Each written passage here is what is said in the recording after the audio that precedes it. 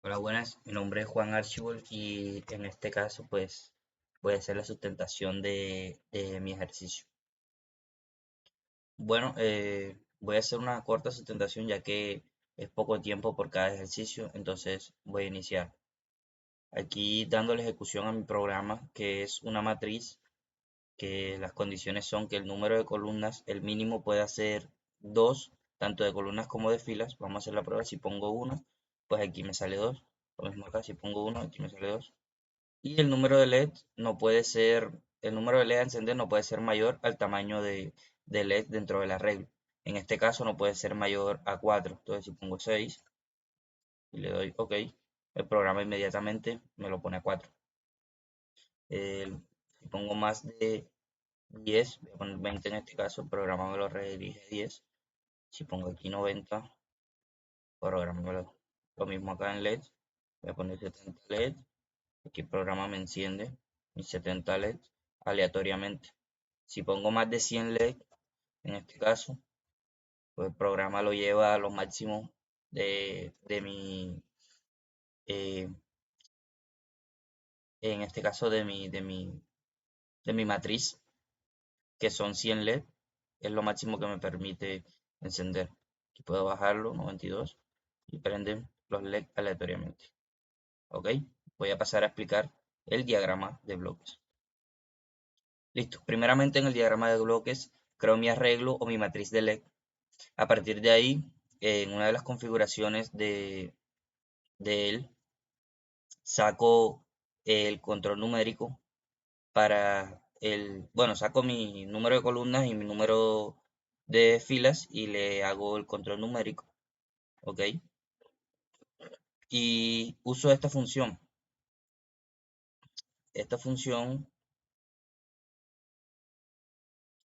que se llama initialize array. Esta toma un elemento y me lo entrega en el vector, o sea, le cambia el tamaño de mi arreglo en este caso. En este caso cambia el número de columnas y número de filas y me lo entrega en mi arreglo. Todo esto lo meto dentro de una estructura for loop, la cual iniciará con este botón, que es el botón de inicio, todo lo que está aquí adentro. Y dentro de esta estructura tengo un ciclo for que se va a ejecutar. Bueno, ya voy a explicar cuándo va a parar la ejecución. Primero que todo, pues usamos esta función para encender y apagar los LED aleatoriamente, o sea, en desorden. Esta función me desordena, pues, lo que es dentro de la matriz. Entonces, yo necesito que me cambie según mi número de filas y mi número de columnas. ¿Por qué uso número de filas -1? Ya que la matriz se inicializa en 0, entonces al inicializar en 0 sería el valor de inicio -1. Ok, a la salida, o sea, luego de usar esta función para variar mis, mi salida, uso esta función replay, replay array subset, lo cual a los índices de este arreglo le inserta un elemento. En este caso me inserta los valores que saqué cuando sean verdaderos en el mismo arreglo, o sea, en mi misma matriz de LED. Lo que va a hacer es que me va a encender y apagar mis LED de manera desordenada. Ok, esta función, que es la boolean, si no me equivoco, un momento. Ok, boolean lo que hace es que convierte un valor, si es falso lo deja en 0 y si es verdadero en 1. Esta va sumando lo que tengo en mi arreglo. ¿Y para qué hago esto? Para saber el tamaño de mi, de mi matriz, o para saber más bien los LED que tengo encendido en ese momento. Ese valor lo comparo si es mayor o igual que el número de LED a encender. Si ese valor es mayor o igual, enseguida para el programa. O sea, crea la matriz y para. Si no tuviera esta función, el programa siguiera ejecutándose y ejecutándose y crearía un bucle infinito. Otra adición que tenemos de este programa es la condición de que el número de LED a encender no ser mayor que el tamaño de la matriz. En este caso, el tamaño de la matriz sería el número de filas por el número de columnas. Eso lo usamos con esta función que lleva como nombre esta Iron Rank and Course. Lo que hace esta función es que compara estos valores, bueno, el resultado de la multiplicación entre estos dos, lo toma como valor inicial y ponemos un valor constante que es 1. Entonces siempre va a tener que los LED a encender sean entre 1 y este valor, el valor del tamaño de la matriz en ese momento. ¿Ok? Esa va a ser la condición para mi LED a encender. Y para el tamaño de el número de columnas y el número de filas que me lo pide el ejercicio, se hace diferente, se configura directamente aquí, propiedades, ok, ok, aquí datos de entrada y podemos aquí un valor mínimo y un valor máximo. ¿Por qué? Porque es un valor constante. Pero acá en los LED a encender no es un valor constante porque depende del tamaño de mi matriz.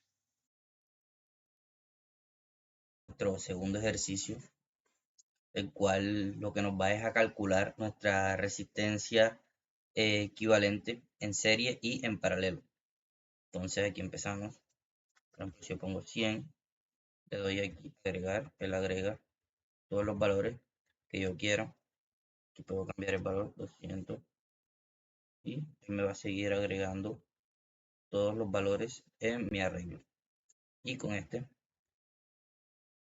los elimino. ¿Sí? Y aquí pues detengo la ejecución. Listo, agregamos. Me da el valor de mi resistencia equivalente en paralelo y me da el valor de mi resistencia equivalente en serie. Ok.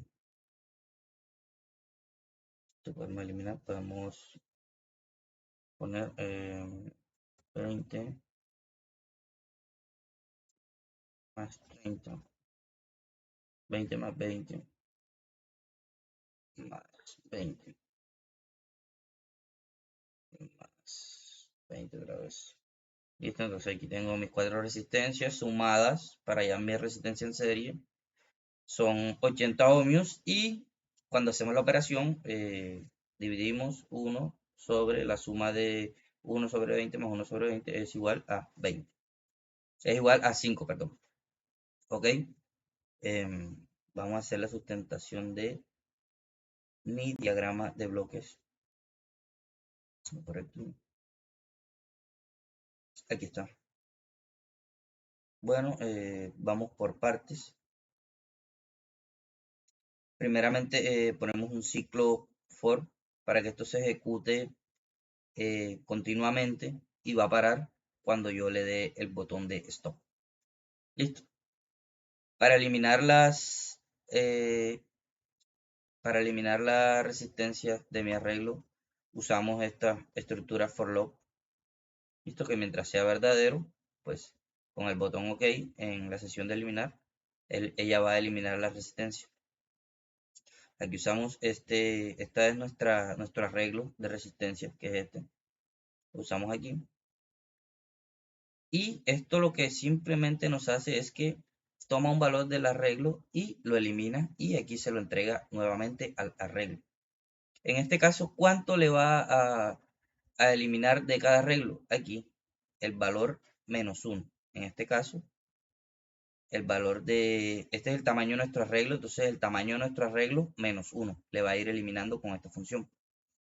Lo contrario, con esta función, pues lo que va a hacer es que va a irle agregando un nuevo elemento a nuestro arreglo.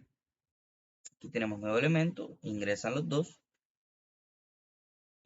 Pues como quien dice, lo suman y se lo entrega nuevamente al arreglo. Entonces le va a ir agregando, pues, de a uno en uno a mi arreglo cuando yo quiera agregar valores de resistencia. ¿Qué más podemos explicar por acá?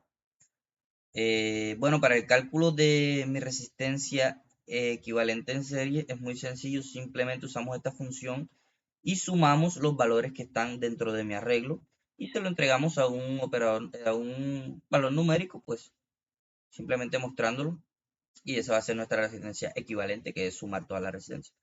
Muy fácil. Ok, pero para hallar nuestra resistencia en paralelo, tomamos los valores del arreglo y los metemos a un ciclo. Este es un ciclo para, ¿ok? En este ciclo va desde los valores de n resistencia, va hasta los valores de n resistencia, perdón, y se inicializa en 0. Entonces, lo primero que hacemos es que tomamos nuestras resistencias y con esta función, simplemente que es indexArray, toma un valor y lo entrega, el valor que tenga el arreglo en esa columna, por ejemplo, y lo entrega y lo divide entre 1. O sea, el valor de toda nuestra resistencia está la operación de 1 sobre todas nuestras resistencias sumadas, 1 sobre el valor de la resistencia más 1 sobre el valor de la resistencia. O sea, aquí solamente hemos hecho la operación de dividir 1 sobre, o sea, tenemos solo nuestro numerador, para ser más claro. Ahora, para hallar nuestro denominador, ese valor que es, vamos a sumar, aquí entran todas nuestras resistencias, pin, pin, pin, se suman y se van a dividir nuevamente entre 1. Este ciclo se va a quedar haciendo hasta nuestro valor n, que es el número de resistencias que queremos hallar. Ese valor se divide entre 1 y me queda mi resistencia equivalente en paralelo. Es un poco más fácil que el ejercicio pues anterior. Y listo, eso es todo. Bueno, y para finalizar, este es uno de los ejercicios más fáciles, que es de la unidad pasada. Bueno, prácticamente lo mismo de la unidad pasada. Aquí lo ejecutamos. El programa nos dice que el valor de R1, el mínimo, debe ser 10. Yo pongo 9, él lo pone 10, lo mismo el valor de R2, 10. Y el valor máximo debe ser 1.000.000. Y si yo pongo más de 1.000.000, él me lo lleva a 1.000.000. Lo mismo acá, él me lo lleva a 1.000.000. El valor del voltaje, el máximo debe ser 120, 330. Y el mínimo, ya les digo, el valor mínimo debe ser 1. Ok, un momento.